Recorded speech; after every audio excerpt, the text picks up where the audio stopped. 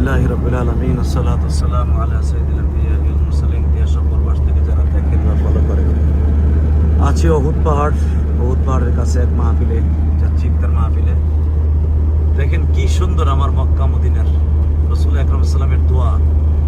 মনে হচ্ছে জান্নাতি একটা পরিবেশ। উহুদ পাহাড়ের পাশে এক পাশে হলো গাছলা বৃক্ষলতা, আর এই পাহাড়টা হলো 14 কিলোমিটার লম্বা উহুদ পাহাড়।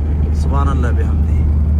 দেখার মতো উহুদ পাহাড়টা 14 কিলোমিটার একটা রাস্তা, 14 কিলোমিটার এই পাহাড়টা।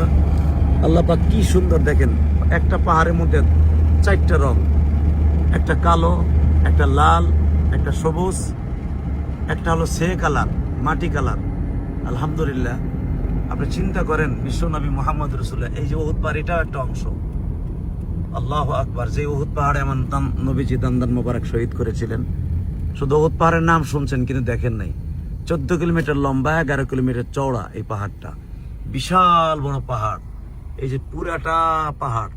ইফতার মাহফিলে যাওয়ার সময় পাহাড়ের কিছু অংশ আপনাদেরকে আমি দেখাইলাম। যদি জীবনে একবার যারা দেখতে চান উহুদ পাহাড়টা, একবার আসবেন, দেখে যাবেন। আমার প্রিয় হাবিব মুহাম্মদ রাসূলুল্লাহ সাল্লাল্লাহু আলাইহি ওয়াসাল্লামের স্মৃতিপূর্ণ সেই পাহাড়টা আপনারা দেখে যাবেন। আল্লাহ আমাদের সবাইকে কবুল করেন, আমিন। জীবনে একবার আসার তৌফিক দান করেন, আমিন সুম্মা আমিন।